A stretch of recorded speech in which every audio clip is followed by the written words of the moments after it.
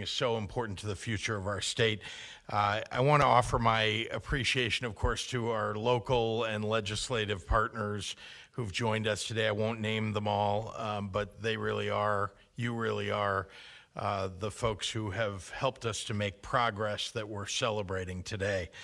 I-80 is the second longest freeway in the nation, and for half a century, it's been the centerpiece of the Chicago region's transportation and logistics hub. And the millions of cars and trucks that have traveled this storied highway have taken their toll on it. Illinoisans deserve infrastructure that's built for the modern era, with the highest standards of safety and reliability and a little less congestion and frustration.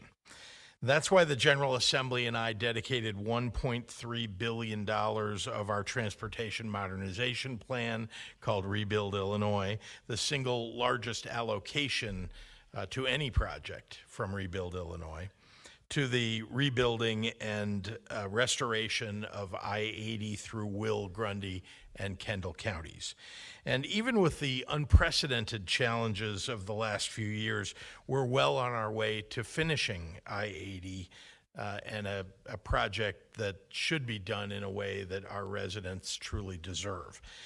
By early December, the Shepley Road Bridge and the Wheeler Avenue Bridge over I-80 will be reopened to travel with wider, safer lanes for cars and new pedestrian and bicyclist accommodations, and a wider footprint for the improvement still to come on the expressway. The Hobart Road interchange, which serves the largest inland port in North America, reopened over the weekend in a new diverging diamond. This marks the substantial completion of a combined over $200 million project with CenterPoint Properties, the city of Joliet, and Will County to improve access to North America's largest inland port, opening up new economic development opportunities for the Joliet region. And I just want to be clear that the thanks here go to a whole big bunch of people, but I'll just quickly mention, of course, our Will County Executive, Jennifer Bertino-Tarrant, Joliet Mayor Terry Darcy, and our community partners who all together have really made this possible. On the west end of the project, between River and Ridge Roads, temporary widening of the interstate to accommodate the work zone during the upcoming years of construction will be completed this month as well. And in 2024, we'll see other portions of the I-80 project throughout the region, like bridge replacements at Briggs Street and the ongoing replacements just east of the Des Plaines River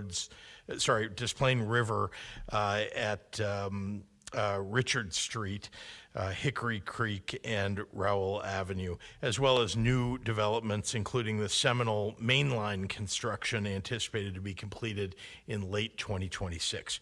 Almost 12 miles of I-80 will be undergoing improvements next spring, signaling the biggest step forward for a project that's been decades in the making.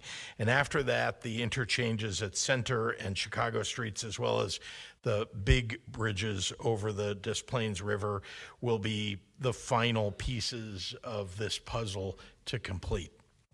From Minooka to Joliet, this rebuild is transforming 16 miles of I-80, redesigning auxiliary lanes and exchanges, and rehabilitating over 30 bridges along this route. That is what has made this a complex endeavor, but IDOT has done a tremendous job of organizing, and of course the construction companies and workers have really implemented to make this successful. Over the next few years, replacing this infrastructure will increase I-80's ability to support travel demand and reduce congestion. New shoulders will reduce the traffic impact of an accident or a car pulling over. 8 miles of noise walls will help keep surrounding communities and neighborhoods insulated from loud traffic. And new pedestrian and bicyclist paths will keep communities safer and better connected.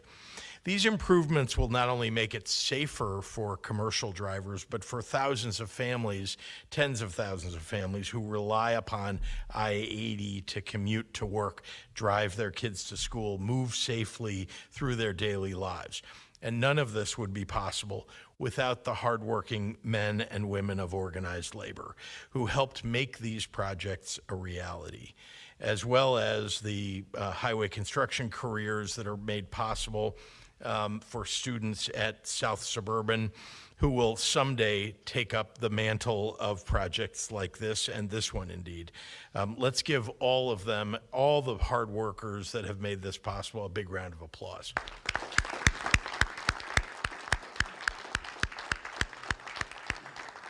So our success here is being replicated all across the state of Illinois, from Cairo to Lake County.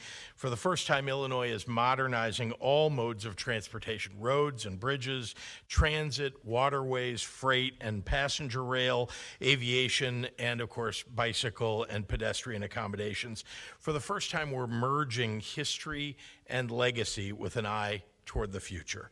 And with it, we're signaling a new day for Illinois' residents, creating jobs, shaping vibrant communities, and connecting every corner of our state. With that, I'm very proud to turn it over to our great Secretary of the Department of Transportation, Omer Osman. Omer?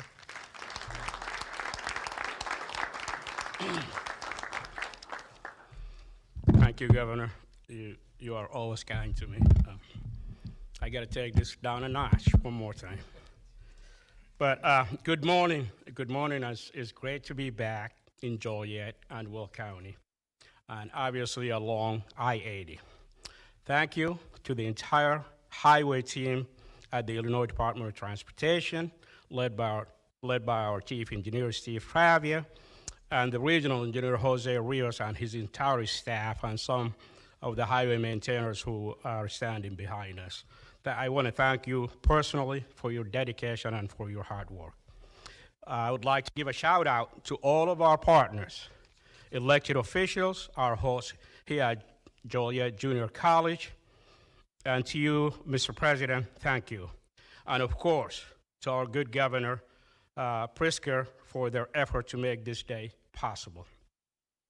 Over the last few days, we worked with our friends in Joliet to open the new cool, right? Super cool Hopewell Road interchange, a project made possible by some $32 million investment by the state of Illinois. And I was reminded that Hopewell Road is named after a Mr. John Hopewell, a Joliet native who happened to be a civil engineer, just like yours truly. We engineers like to take credit for a lot of things, and we do get some big stuff done. Mr. Hopewell is famously credited with putting a man on the moon. While what we are doing here might be just a little bit smaller in scale, it is going to make a big, big difference for this area for a long time to come. This I-80 improvements highlighted by the governor are going to positively impact safety, quality of life, and reliability for a generation.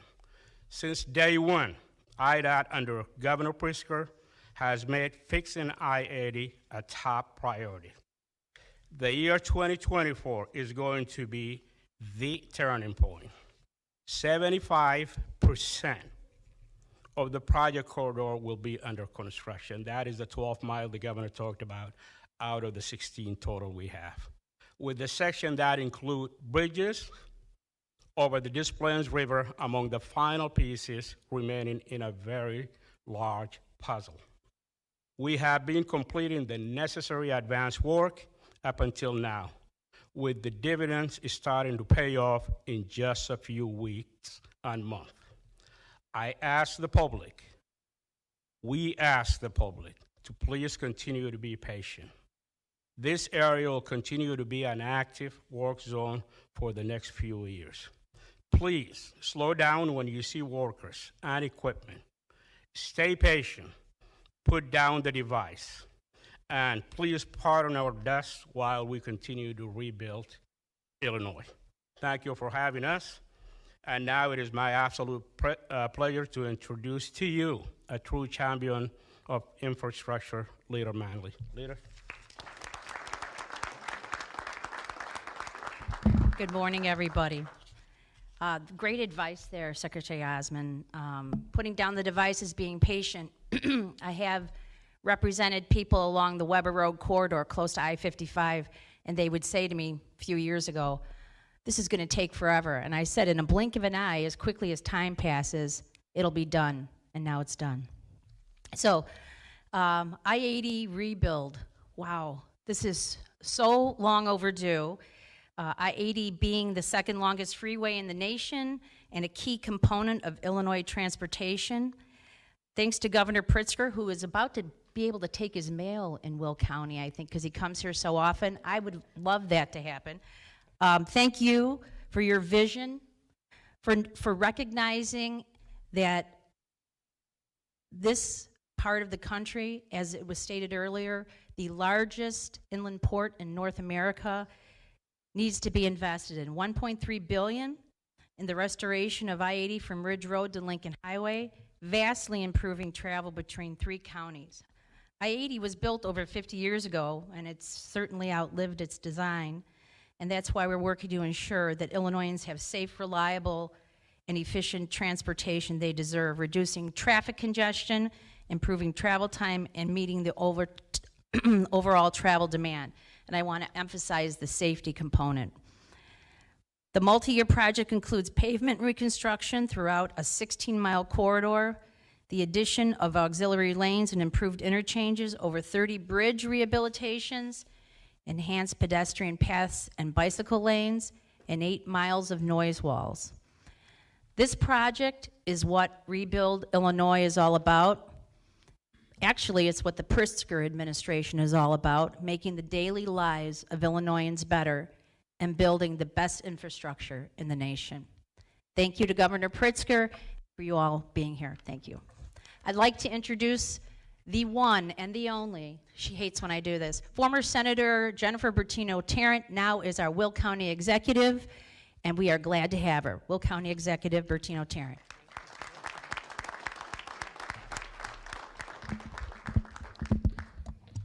Okay, so I'm going to do a little adjusting here because Natalie, you and I have the exact same talking points, so we don't need to repeat some of the things that have been said. But I too want to thank our good president here for allowing us to have here. Of course, I want to thank Governor Pritzker, our legislators, for the investment in Rebuild Illinois, $1.3 billion, which is our I-80 project. We here in Illinois and in Will County are working for a safe transportation system. We know the importance of reducing congestion. We know the importance of improving our travel time. And we know that we have the demand. And we are so grateful that the focus in Illinois is still on our friends, our Will County residents. Again, we're going to repeat this multi-year program improves 16 miles of corridor. We have auxiliary lanes, improved interchange, over 30 bridges rehabilitated, and also, which is also very important to our transportation, is pedestrian paths and bicycle lanes. 8 miles of noise walls, again, another advantage to our residents. These improvements are going to have real benefits for Will County residents. We are going to create a safer, less congested I-80.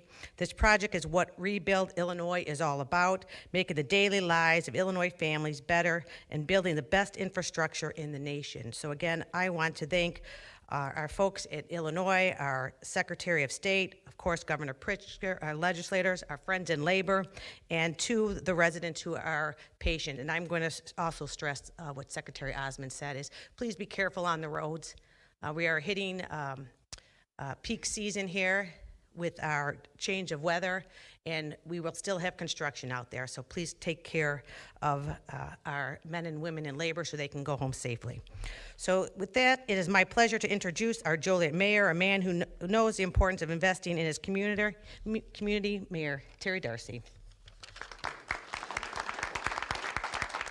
Thank you. I think they all read my talking points. They all said the same thing I was going to say. My mom always said, you know, Terry, when you get up there to talk, be brief, be brilliant, and be gone. So thank you for all the comments. And thank you, Jennifer, for the introduction. And I'd like to also extend my gratitude to Governor Pritzker and the Illinois Transportation Secretary Osmond for joining us today as we celebrate the significant progress we've made on I-80. I'd like to also take a moment to recognize several local leaders who are here today.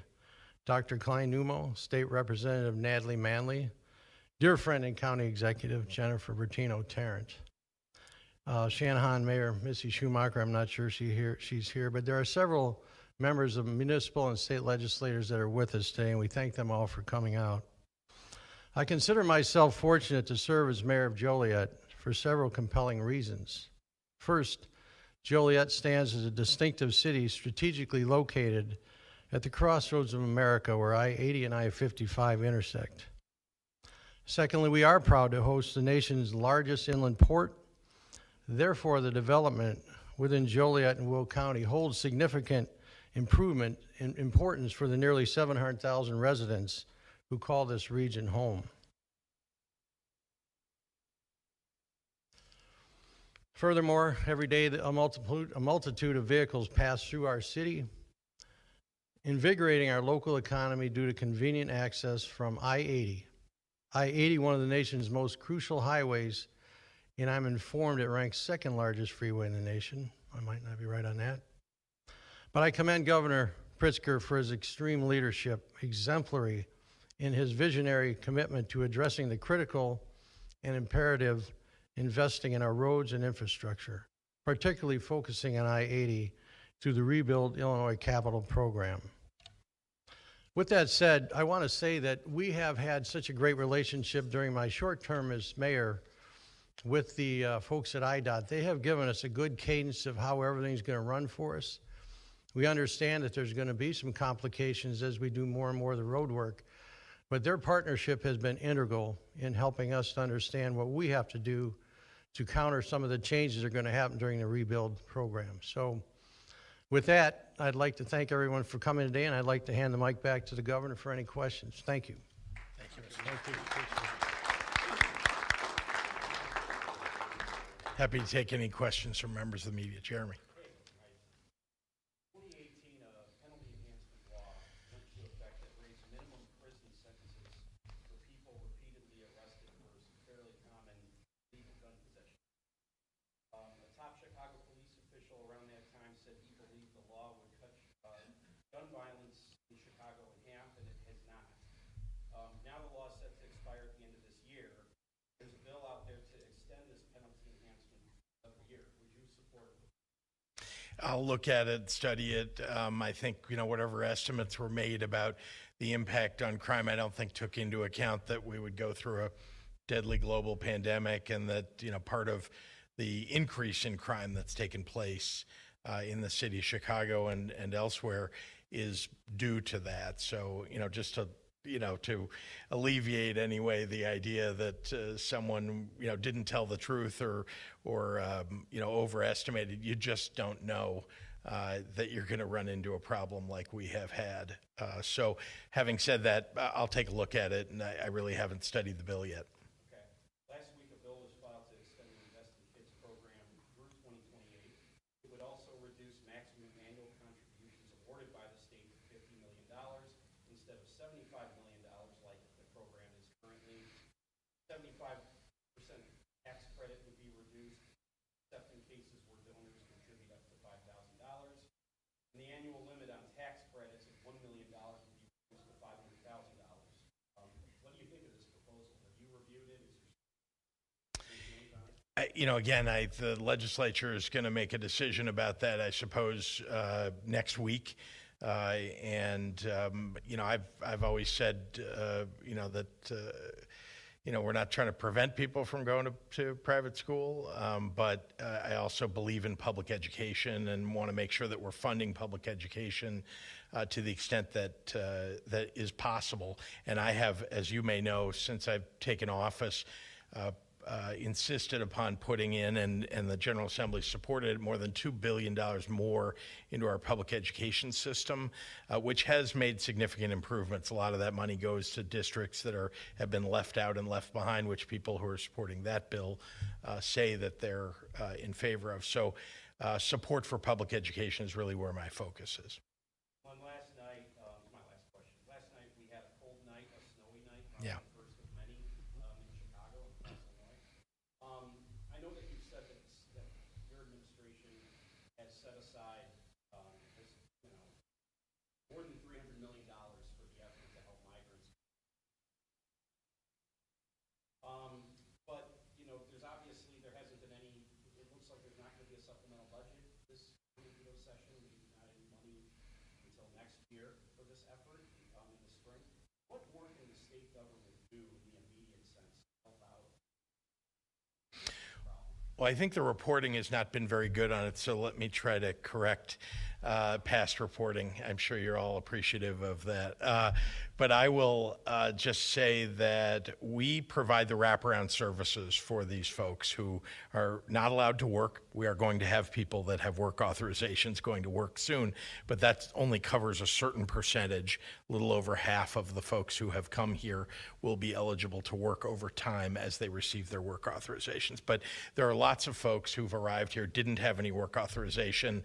They're here legally. I want to be clear with people who call them illegals.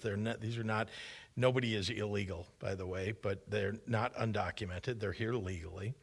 And it is an obligation, I think, in a humanitarian crisis for us to step up and make sure that people aren't starving or that they have a place to stay, that they get the, basic health care that they need. So the state has been providing most of that. The shelter piece has been the city of Chicago. And we've supported the city of Chicago with direct dollars to do that. We also have spent almost 3 times as much, 2 to 3 times as much as they have on all the wraparound services, including immigration lawyers, because it's important for us to get them the authorization so they can go to work, so they will no longer need to stay in the places that they're in now. So I'm proud of the work that the state has done to support the city.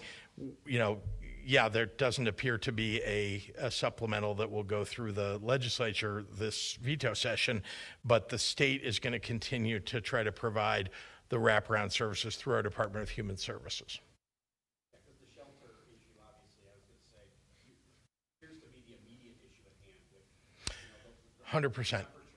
And we're doing a lot of things that you all don't see, but I'll just give you an example. I have had numerous conversations with the federal government, both the Department of Homeland Security and the White House, about at the border, making sure that if there is an effort, and there has been, by the governor or various mayors in Texas to load people onto buses to Chicago, that the federal government should at least intervene to communicate with those folks who are being told to get on a bus to Chicago and whatever else they're being told, that we are doing everything we can for the folks who are here, but we do not have enough shelter. With winter coming, it may be advisable, indeed, they should convince them that they maybe shouldn't come to the city of Chicago during the winter, and that there are other places in the country they can go, and the federal government ought to be helping to manage the logistics so people go to places where they can survive through the winter in a way that clearly is more difficult if you come to a place like Chicago. And I would say the same about New York and the same about Denver as we hit snow and winter. Any other questions from the media? Thank you very much, everyone.